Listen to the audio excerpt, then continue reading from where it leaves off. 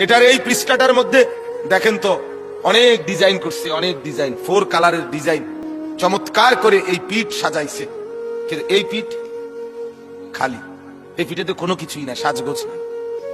তো আল্লাহ তাআলা যেন বলছে, বান্দা মাটির উপরে তোমার যেই ঘর, সেই ঘর তো খুব সুন্দরভাবে সাজাইলা, ইট বালু সিমেন্ট, ময়মনসিংহ থেকে বালু আনছো, সিলেট থেকে পাথর আনছো, 1 নাম্বার ইট 1 নাম্বার বালু, এরপরে টাইলস, এরপরে খাট পালং sofa furniture, fridge AC, dining table, চায়ের কাপ, কাচের প্লেট, লবণের বাটি, অত্যাধুনিক সাজে পুরা ঘরটা সুন্দর করে সাজিয়েছ।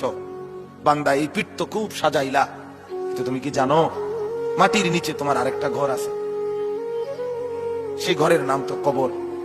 আমার বান্দা, আল্লাহ যেন বলছে, আমার বান্দা তো মাটির নিচের ওই ঘর, সে ঘর সাজাইবা না, সেটাও তো তোমারই ঘর। মাটির নিচের ওই ঘর, সেটা আপনারই ঘর, সেটা আমারই ঘর বাপ, সে ঘর সাজাবেন না।